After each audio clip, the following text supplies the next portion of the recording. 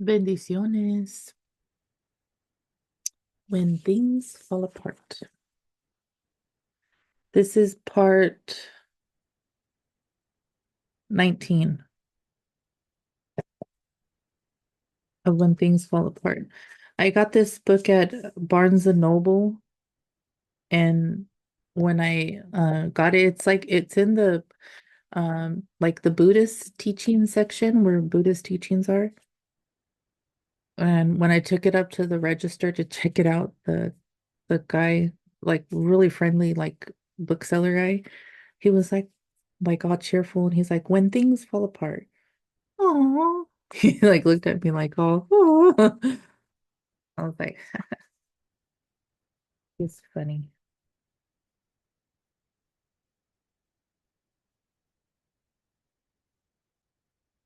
Okay, number 19. Three methods for working with chaos. The main point of these methods is to dissolve the dualistic struggle, our habitual tendency to struggle against what's happening to us or in us. These methods instruct us to move forward.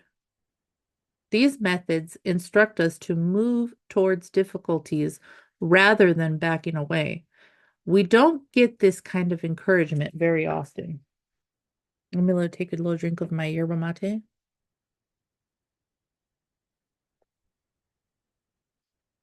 Delicioso.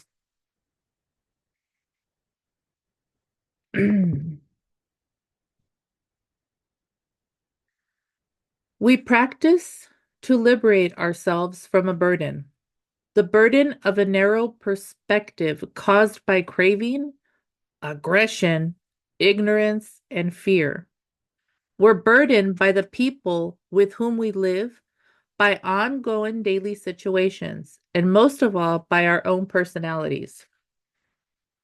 Through practice, we realize that we don't have to obscure the joy and openness that is present in every moment of our existence. We can awaken to basic goodness, our birthright. When we are able to do this, we no longer feel burdened by depression, worry, or resentment. Like life seems spacious, like the sky and sea. There's room to relax and breathe and swim, to swim so far out that we no longer have the reference point of the shore. How do we work with a sense of burden?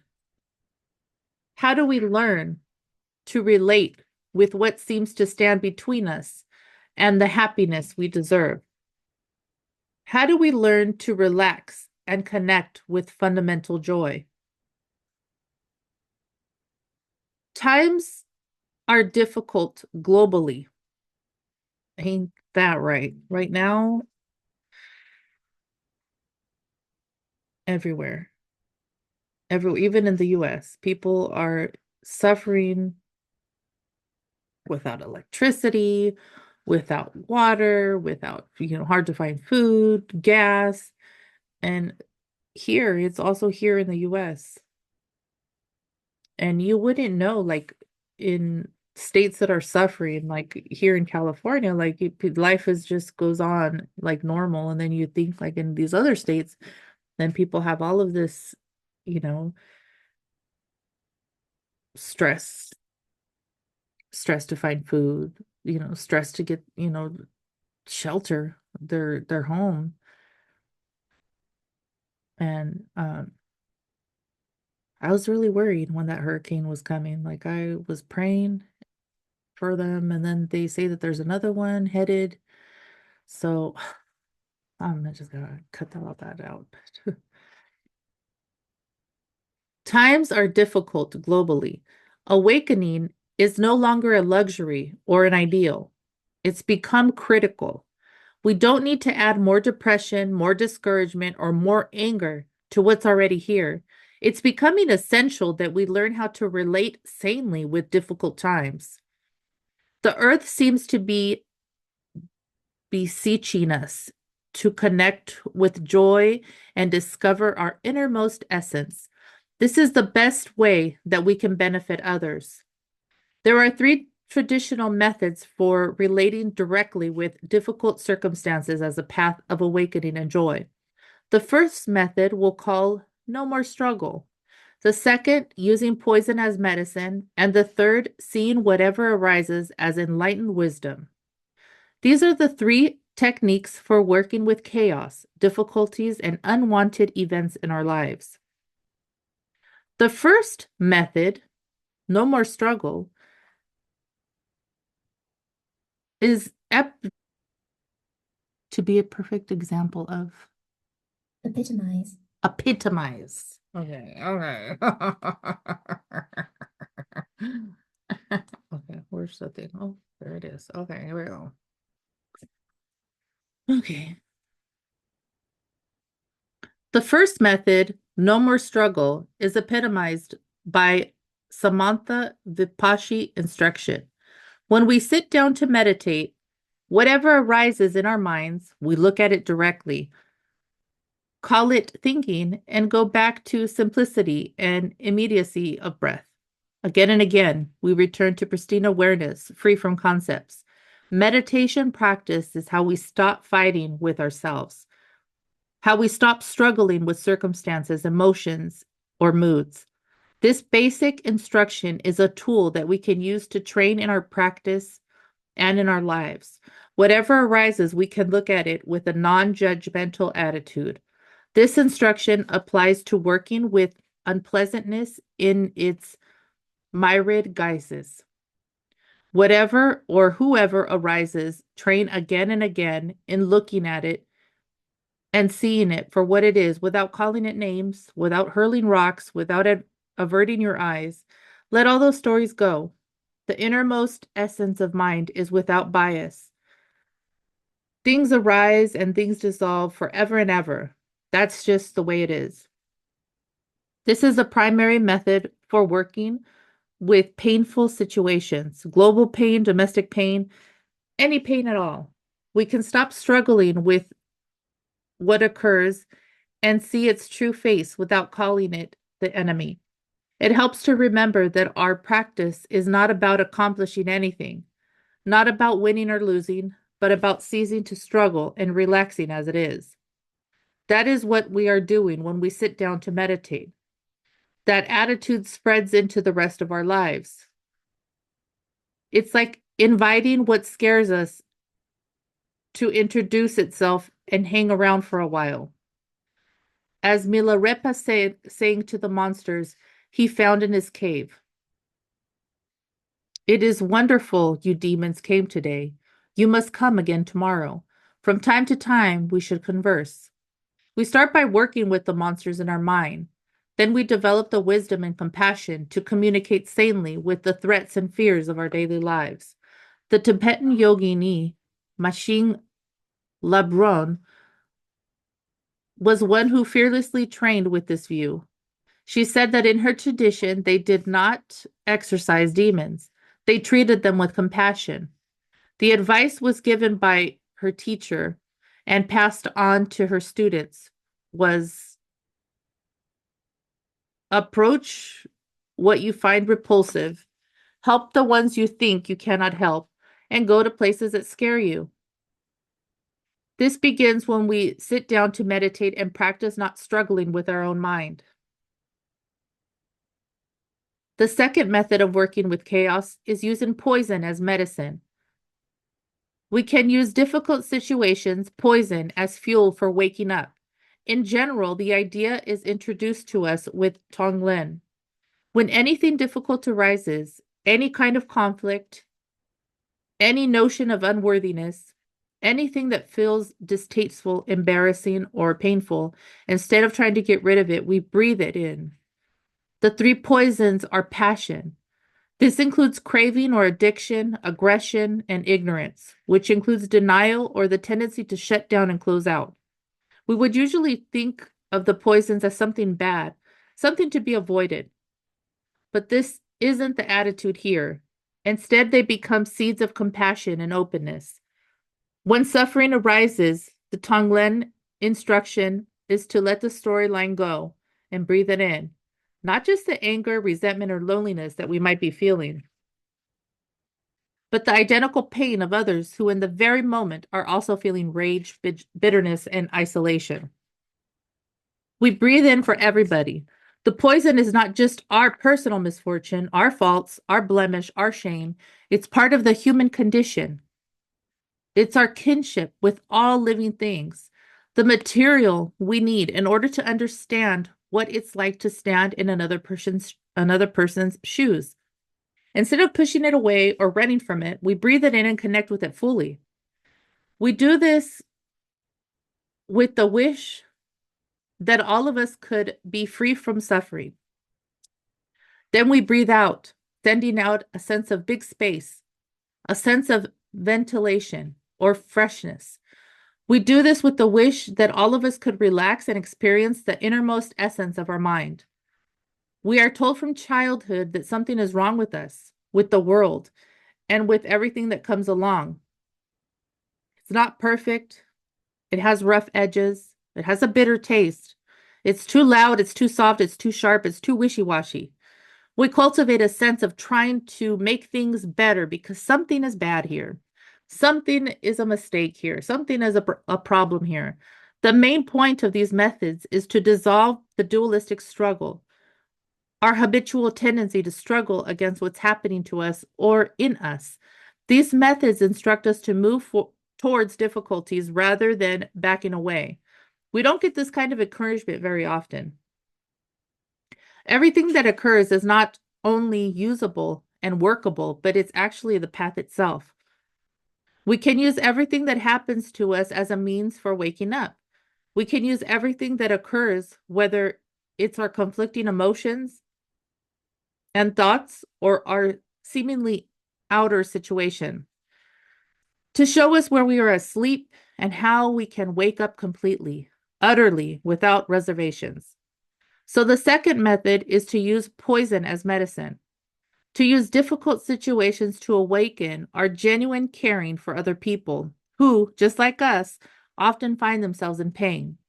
As one Lojong slogan says, when the world is filled with evil, all mishaps, all difficulties should be transformed into the path of enlightenment.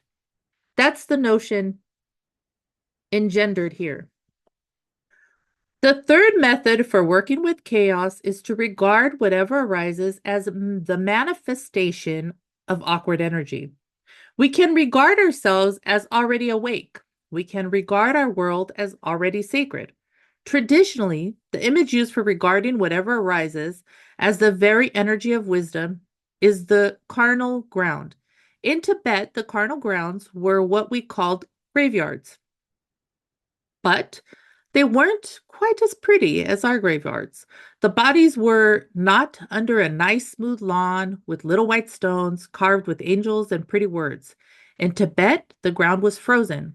So the bodies were chopped up after people died and taken to the carnal grounds, where the vultures would eat them.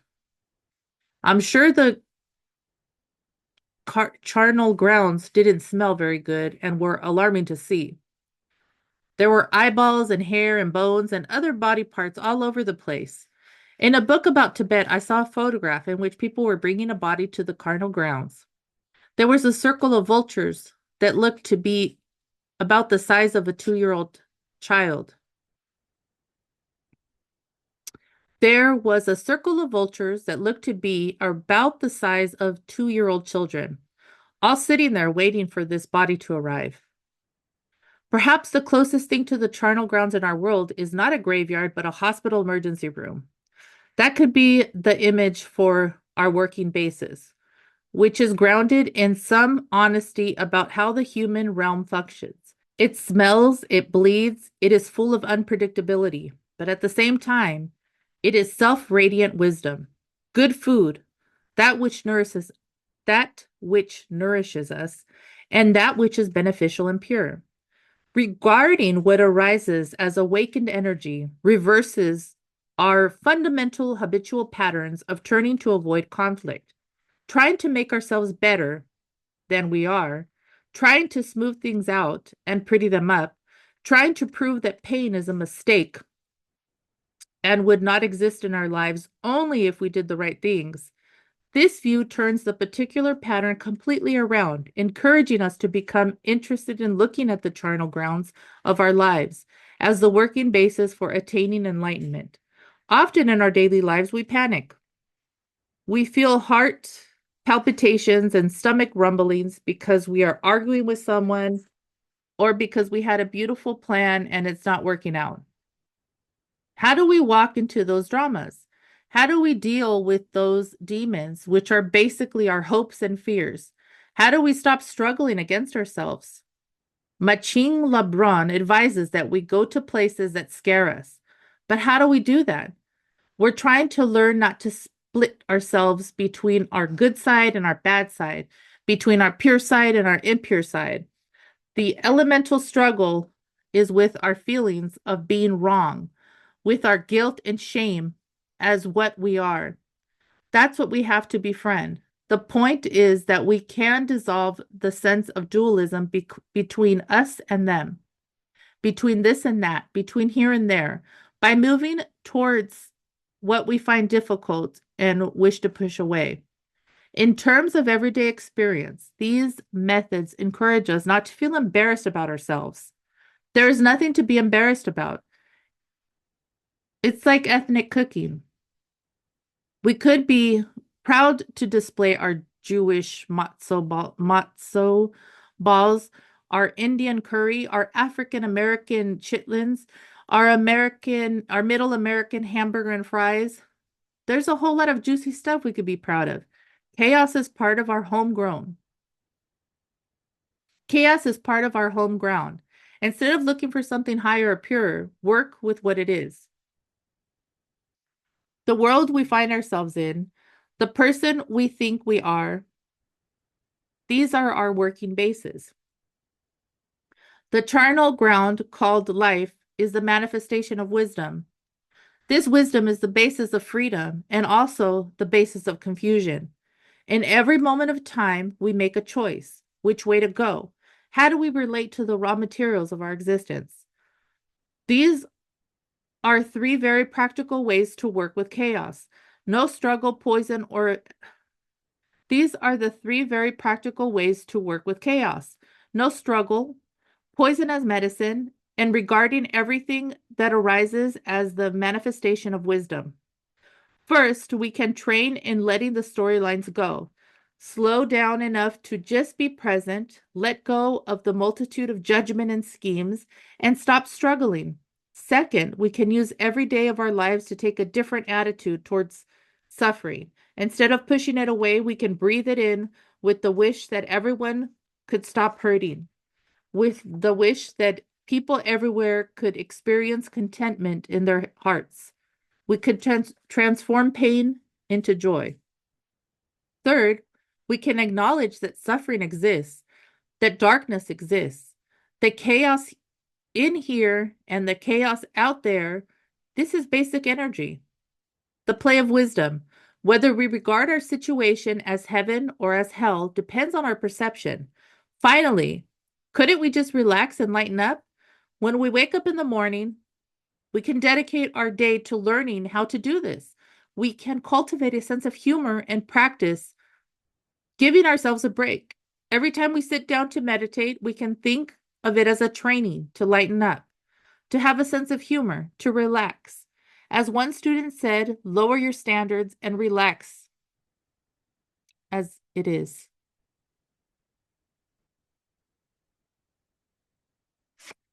Bendiciones.